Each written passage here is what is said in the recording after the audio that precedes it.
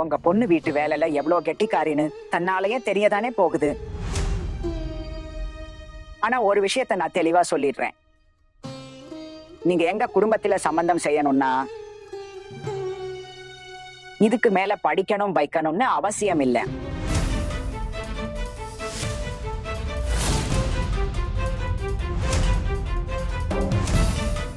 எவ்வளவு படிச்சிருக்காளோ அதுவே எங்களுக்கு போதும். அது அவ வெறும் இந்த BA ஃபைனல் பரீட்சை மட்டும் எழுத முடிஞ்சா? ஏன் எங்க வீட்டுக்கு வந்து மேஜிஸ்ட்ரேட் ஆக போறாளா இல்ல குடும்பத்தை கவனிக்க போறாளா? BA படிச்சுக்கிட்டு இருக்கால, ஆனா பரீட்சை எழுத தேவையில்லை. அதுவும் இல்லாம எங்க வீட்டுக்கு இதெல்லாம் ஒத்து வராது. 10வது 12வது முடிச்சிட்டல்ல, சரிதானே? பிறகு கல்யாணத்துக்கு முன்ன காலேஜுக்கும் போயிருக்கா, சரிதானே? இதுக்கும் மேல படிக்கணும்னு என்ன அவசியம்? கல்யாணத்துக்கு அப்புறம் வீட்டுல உள்ள குழந்தைங்களுக்கு தானே சொல்லி கொடுக்கணும்.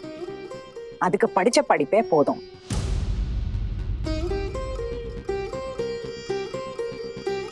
சரி, இப்படி தலை குனிஞ்சு நிக்க வேண்டிய அவசியம் இல்லம்மா, உட்காரு.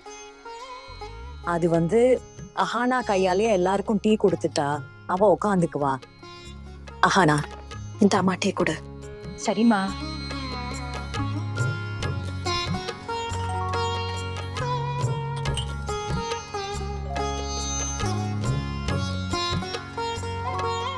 இந்தாங்க டீ.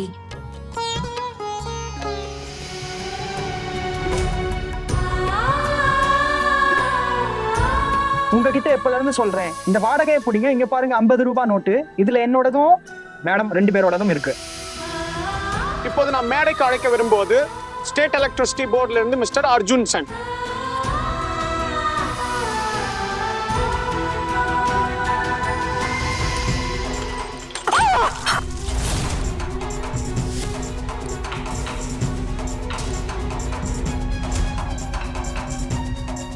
ஐயோ அம்மா, சூடு வச்சுட்டாளே, சுடுதே சுடுதே.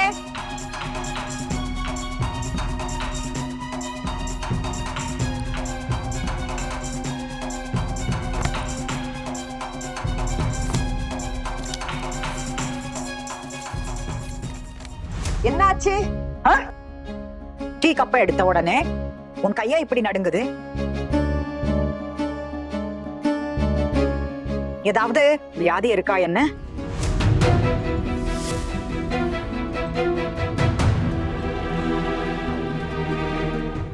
ஒரு வேலையை கூட உருப்படியா செய்ய தெரியல.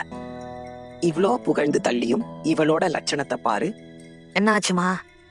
உன் கையிலே நடுங்குது? அது என் பொண்ணு பயந்துட்டான்னு நினைக்கிறேன். அப்படி என்னமா பயம்? இப்படி சூடு வச்சு புட்டாளே, காலு மேலேயே சூடான டீ கொட்டிட்டாலே, அப்புறம் இந்த சேலையில பட்ட டீக்கரை போகுமா என்ன?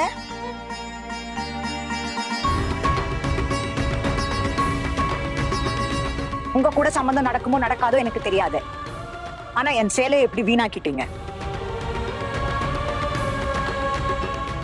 உங்ககிட்ட ஒரு விஷயத்த தெளிவா சொல்லிடுறேன். எங்க குடும்பம் ரொம்ப ரொம்ப பெருசு. இப்ப கொஞ்சம் கஷ்டத்துல இருக்கோம். என் பையன் அரசாங்க வேலை தான் செய்யறான். அதுக்காக வீட்டுல காசு பணம் கொட்டி கிடக்குன்னு அர்த்தம் இல்ல.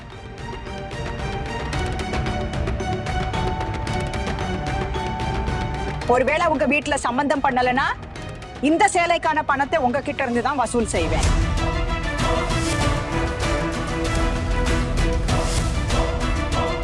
ஆமாங்க, இன்னும் எத்தனை இடத்துக்கு பொண்ணு பார்க்க போகணும்னு தெரியாது. எல்லா இடத்துலயும் இப்படி நடந்தா நாங்க நடுத்தெருவுக்கு தான் வரணும். உங்க பொண்ணு வீணாக்கின இந்த சேலைய இனி நான் கட்ட முடியுமா என்ன? இல்ல துர்காமா, நாங்க சரி பண்றோமா. நான் உங்ககிட்ட மன்னிப்பு கேட்டுக்கிறேன். அஹனா, மன்னிப்பு கேளுமா, மன்னிப்பு கேளு.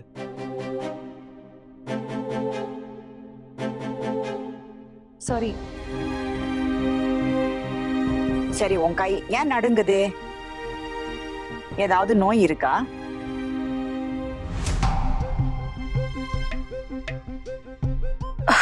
இல்லங்க, அவ ரொம்பவே பயந்துட்டா.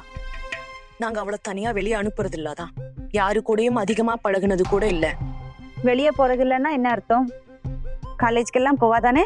அங்க ஃப்ரெண்ட்ஸ் யாரும் இல்லையா? இல்ல காலேஜ் போயிட்டு தான் இருக்காங்க. ஆனா காலேஜ்ல இருந்து நேரா வீட்டுக்கு வந்துடுவா. அது இல்லாம போகும் போதும் வரும் போதும் அவளுக்கு துணையா வீட்ல இருந்து யாராவது போவோம். அண்ணி நீங்க ஓகே தானே? இப்போ நடந்தது நடந்துடுச்சு, விடுங்க. நம்ம வந்தது பொண்ணு பார்க்க, அந்த வேலையை முடிச்சிட்டு தானே கிளம்பணும். நீங்களும் உட்காருங்க. அண்ணி உங்களுக்கு என்ன கேட்கணுமோ கேளுங்க.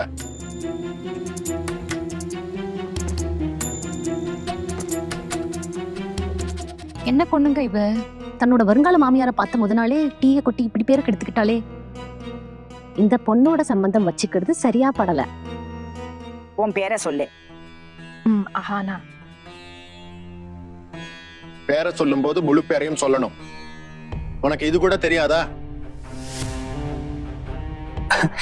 ஆனா இவ்வளவு சின்ன விஷயத்துல தப்பு செய்யற அளவுக்கு இப்படி ஏன் பயப்படுறமா? ஐயோ, எதுக்கு பயப்படுற? இவங்க என்ன உன்னை முழுங்கிடவா போறாங்க? ஒழுங்கா பேரை சொல்லு. அஹானா ராய்.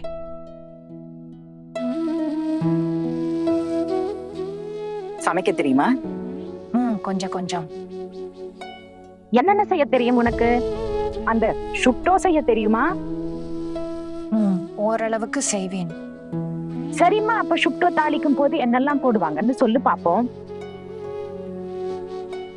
வெந்தயம். நாங்க இந்த கேள்வி கேட்போம்னு எல்லாருக்கும் தெரிஞ்சிருக்கும். அதனால வீட்ல முன்னாடியே சொல்லி கொடுத்திருப்பாங்க. இல்லங்க, எனக்கு யாரும் எதுவும் சொல்லி கொடுக்கல. போதும் போதும், அதிகம் பொய் சொல்ல தேவையில்லை. நான் எப்பவுமே பொய் சொல்றது இல்ல. அதுவும் இல்லாம இதுல பொய் சொல்ல வேண்டிய அவசியமே இல்லை. எனக்கு அதிகமா ஒன்றும் தெரியாது. ஆனா எவ்வளவு தெரியுமோ அதுக்கு நான் பொய் சொல்ல மாட்டேன். வாய் மட்டும் ரொம்ப நீளுதே. கொஞ்ச நேரம் முன்னாடி வரைக்கும் நடுங்கிக்கிட்டு இருந்தேன். இப்ப பாரு, வாய் 7 முழத்துக்கு நீடுது. சொன்னேன் இல்லங்க உங்ககிட்ட, சமையல் ரொம்ப நல்லா செய்வா. அதுலயும் குறிப்பா செட்டிநாட்டு சமையல் பிரமாதமா செய்வா. ஆனா ஒண்ணு சொல்லு பாப்போம், பாயாசம் செய்யும் போது என்னென்ன மசாலா போடுவாங்க? பாயசத்தை தாளிக்க மாட்டாங்க. கொதிக்கிற தண்ணியில பிரியாணி இலையும் ஏலக்காயும் போட்டா வாசனை நல்லா இருக்கும். ரொம்ப சரியா சொன்ன. இவங்க என்ன பொண்ணு பார்க்க வந்தப்போ என்கிட்டயும் இதே கேள்வியை தான் கேட்டாங்க. அதையே நான் உங்ககிட்ட கேட்டுட்டேன்.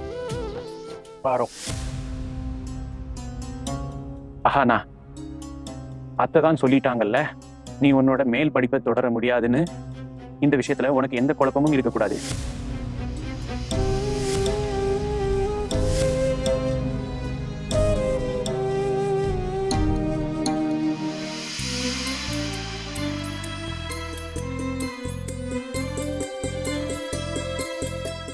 அது என்ன BA பரீட்சை மட்டும் எழுத விட்டீங்கன்னா? சரிம்மா, பரீட்சை ஒண்ணும் ரொம்ப நாள் இருக்காது இல்ல, ஏதோ ஒரு 4-5 நாள் தானே. இங்க வந்து நிம்மதியா எழுதிக்கோ.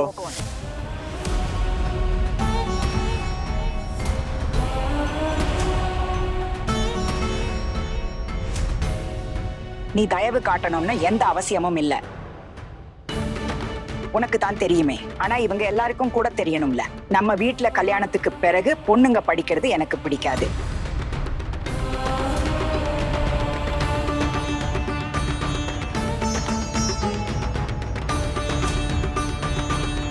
அதனால எவ்வளவு படிச்சிருக்காளோ அதுவே எங்களுக்கு போதும்.